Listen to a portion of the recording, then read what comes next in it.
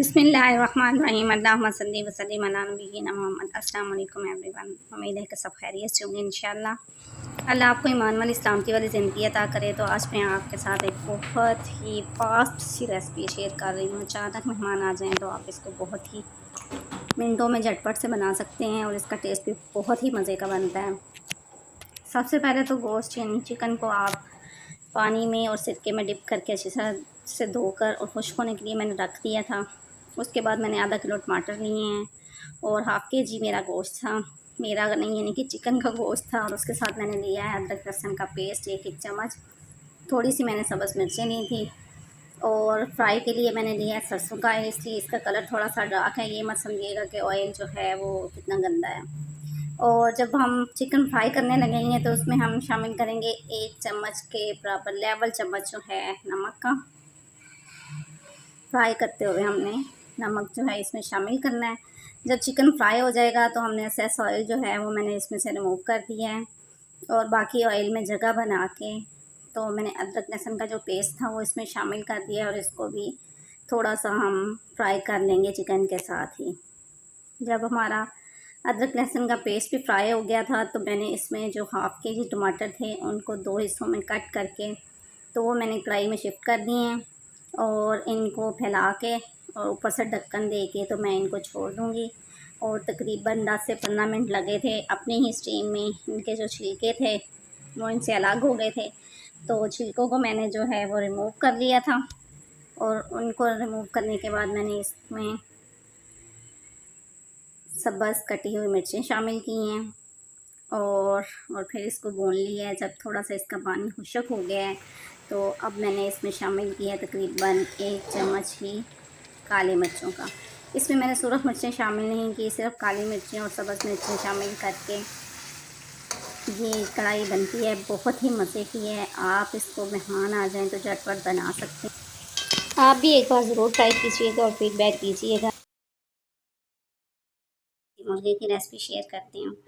तो उसके लिए मैंने सबसे पहले लिए है अदरक के कुछ टुकड़े, थोड़ा सा लहसुन, 2 अदद मैंने दरमियाने साइज़ के टमाटर लिए थे और 2 ही अदद मैंने प्याज लिए हैं। इनको मैंने क्रश कर लिया है, मतलब छोटे चौकोर टुकड़ों में कट कर लिया है। और इन तमाम चीज़ों को मैंने ब्लेंडर वाले जग में डाल के इनका पेस्ट बना लिया था। और अब मैंने एक पैन में कुकिंग ऑयल शामिल किया है और उसमें मैं डालने लगी हूँ थोड़ा सा दालचीनी, सौंफ और छोटी इलायची और मेथी दाना थोड़ा सा। इन चारों चीज़ों को मैंने डाल के इसमें अच्छी तरह से कड़कड़ा लिया। जब ये तमाम चीज़ें कड़क जाएंगी तो फिर मैं इसमें जो देसी मुर्गा है वो डाल के मैंने इसमें फ्राई कर लिया है। तो मैं असल में ये देसी मुर्गा ही बना रही थी हाली शोरबे वाला, यानी कि लेकिन मेरी बेटी एंड टाइम पे जब तमाम हंडिया तैयार हो गई थी तकरीबन तो वो उसने कहा नहीं मैंने तो इसमें आलू डलवाने हैं। तो आगे जाके मैं आपको बताऊंगी। फिर मैंने इसमें आलू भी शामिल किए थे। जब देसी मुर्गा जो है वो फ्राई हो गया था तो मैंने इसमें जो मिक्सचर बना के रखा था वो शामिल किया है और साथ में मैं इसमें कुछ ये स्पाइसेस शामिल कर रही हूँ, जिसमें से होममेड अचार गोश्त का मसाला है, सुरख मिर्च है, नमक है और हल्दी आप अपने चॉइस के हिसाब से शामिल कर सकते हैं। और होममेड अचार गोश्त के मसाले की रेसिपी भी जो है वो मेरे चैनल पे मौजूद है, आप चाहें तो जाकर देख सकते हैं।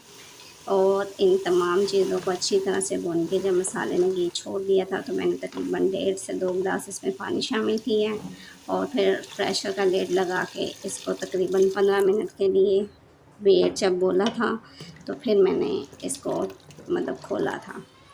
ये मैंने इसका लिड लगा के इसको बंद कर दिया है और अब ये 15 मिनट के बाद मैंने इसको खोला है तो तकरीबन मेरा जो देसी मुर्गे का गोश्त है वो गल चुका है।